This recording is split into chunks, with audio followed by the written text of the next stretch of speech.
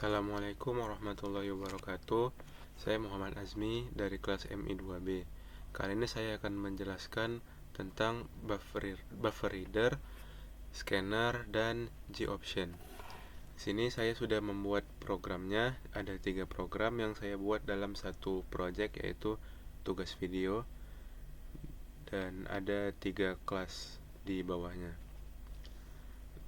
Langsung saja di program pertama saya mulai dari buffer reader.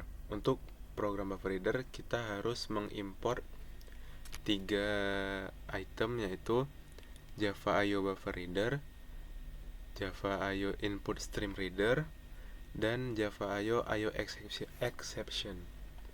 Nah, di sini di awalnya di public static void-nya ditambahkan throws IO exception karena emang ketentuannya udah begitu untuk mengidentifikasi kalau ada error. Nah, untuk membuat input menggunakan buffer reader kita harus inisialisasi dulu nama untuk inputannya. Di sini menggunakan buffer reader input new buffer reader, berarti nama untuk setiap kali kita mau menggunakan input buffer reader kita harus menggunakan sintaks input, dan ini sebenarnya bebas, ada yang buat BR atau apa aja asalkan nanti di sininya itu sama. Nah, di sini saya menggunakan sintaksnya input. Lalu saya di sini inisialisasi tipe data. Di sini ada nama. Oh ya, programnya ini untuk pendaftaran lomba atau olimpiade. Di sini ada nama, asal sekolah, kelas, dan mata pelajaran. Dan untuk tipe data yang satu lagi adalah integer umur. Di sini ada sistem out print line, berarti nanti setelah ini dia ngasih spasi. Nah, untuk form pengisiannya saya menggunakan sistem out print semua karena nanti saat dia dijalankan kita inputnya ke samping gitu. Sebenarnya sama aja tapi lebih enak dilihat aja. Nah, di sini untuk menggunakan buffer readernya, sini kita panggil lagi tipe datanya yaitu nama, dan menggunakan yang tadi input dan read line untuk tipe data string. Sini ke bawah juga mengikuti ya, nama, asal sekolah, umur. Nah, untuk tipe data selain string dia harus menggunakan seperti ini. Kalau untuk integer parse in, dan ini untuk sebenarnya buffer reader ini optimalnya di tipe data string saja. Jadi kalau kita mau menggunakan tipe data yang lain kita harus convert nih dari si string ke tipe data yang kita mau. Untuk convertnya itu ya kayak gini. Dan kalau misalnya tipe datanya yang lain, misalnya double, berarti di sini double parse double gitu. Nah, di sini sisanya sama aja. Lalu saya mencetakkan kembali data-data yang sudah diisi. Langsung saja saya jalankan filenya. Sini kita diminta memasukkan nama. Misalnya saya masukkan nama saya, lalu asal sekolah, lalu umur, dan kelas, misalnya kelas 12 MIPA. Mata pelajarannya misalnya matematika dan biologi. Nah, di sini muncul data yang sudah kita isikan tadi. Untuk membuktikan fungsi ini, throw IO exception ini, misalnya kita jalankan lagi. Namanya misalnya kita isi lagi, tapi umur asal sekolah tuh SMA. Umurnya kita isi yang lain gitu, tipe bukan angka. Dia bakal nih ada errornya. Harusnya inputnya adalah gak boleh string gitu, harusnya integer karena sudah pakai parse in. Oke, mungkin ini aja untuk di buffer readernya. Lanjut ke scanner. Nah, untuk scanner yang diimpor itu cuma perlu satu, yaitu Java Util Scanner. Sini saya membuat program untuk menghitung jarak dari satu kota dan kota lainnya dengan parameter yaitu waktu dan jarak. Nah, di sini sama seperti yang tadi, untuk scannernya harus diinisialisasi dulu, new scanner, dan sistem ini itu berarti untuk input ke dalam sistemnya. Nah, di sini tipe datanya saya ada string untuk kotanya, kota A, kota B. Lalu ada double untuk menghitung kecepatan, waktu, dan jaraknya nanti. Ya, di sini ada seperti biasa printnya untuk menanyakan kepada user.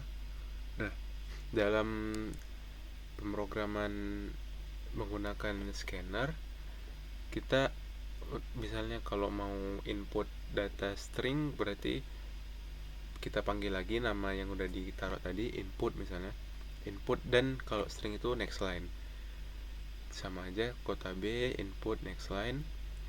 Dan misalnya tipe data yang lain berarti input, next double, next float, next char, dan lain-lain.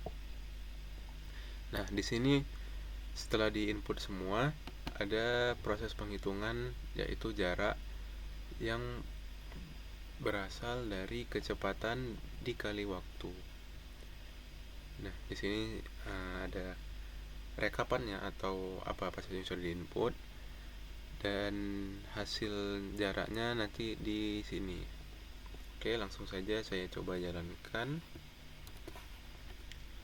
Misalnya kota asalnya Medan, di sini tujuannya Banda Aceh. Kecepatan rata-ratanya misalnya 60 km per jam, dan waktu tempuhnya 12 jam. Nah, berdasarkan data ini, jarak tempuh dari kota A, kota B, atau Banda Aceh, dari Medan ke Banda Aceh, yaitu 720 km. Lanjut ke program ketiga, yaitu untuk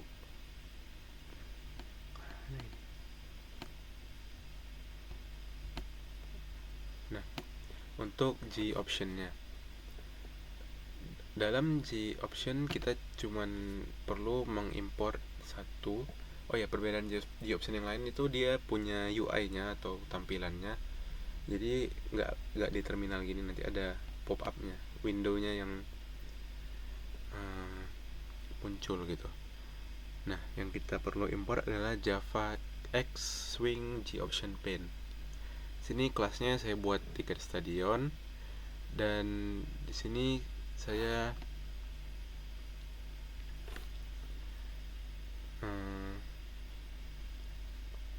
menginisialisasi tipe data variabel-variabelnya dulu. Di sini ada jumlah tiket, harga yang diawali dengan 0 nanti berganti seiring waktu, lalu ada total.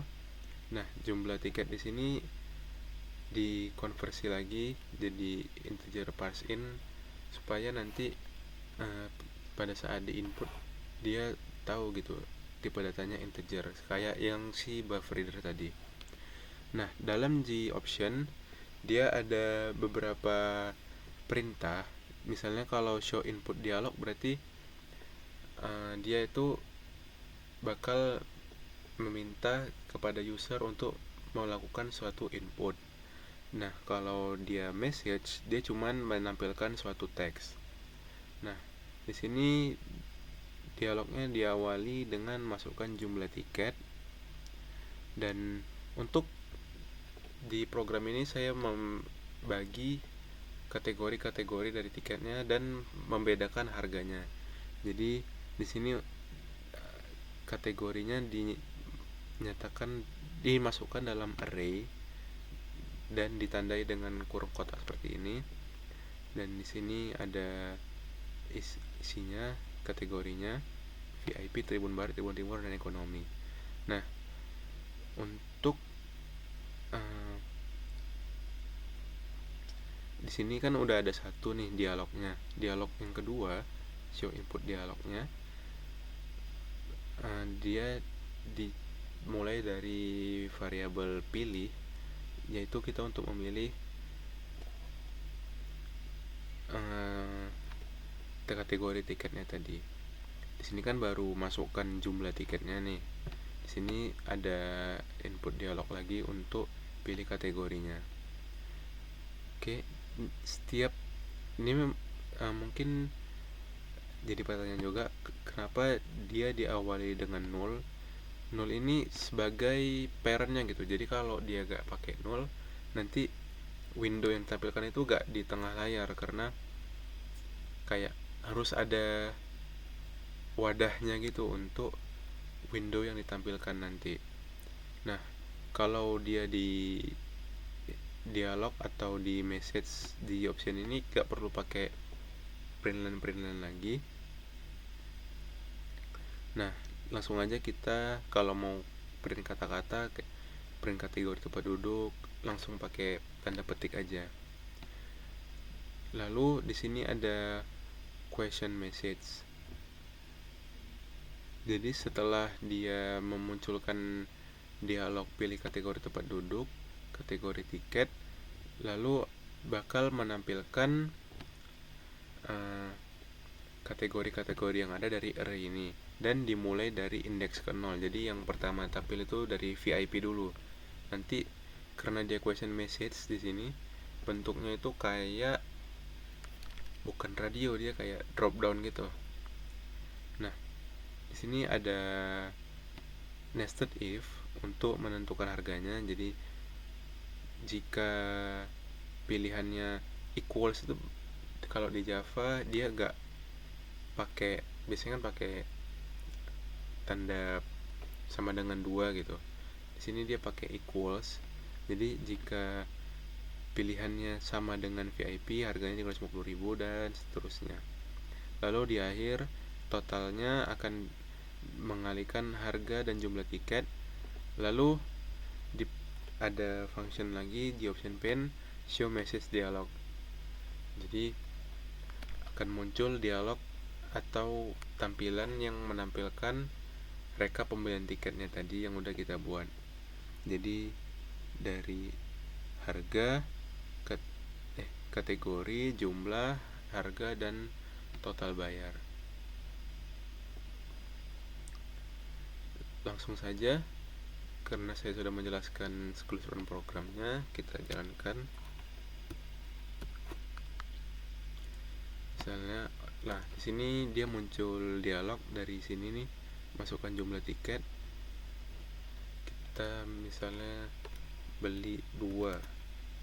Nah, kategorinya yang dimulai dari indeks 0 nih, VIP, dan kita bisa ganti-ganti lagi karena dia question message. Ada beberapa lagi itu tipenya. Misalnya kita pilih VIP deh, berarti 350.000 harusnya. Nah, muncul message-nya rekap pembelian tiket, kategorinya VIP, jumlah tiketnya tadi kita buat 2, harga per tiket 350.000 sesuai ya, dan total bayarnya adalah 700.000. Baik, sekian video penjelasan dari saya. Mohon maaf jika ada kekurangan dan sedikit terbata-bata. Terima kasih.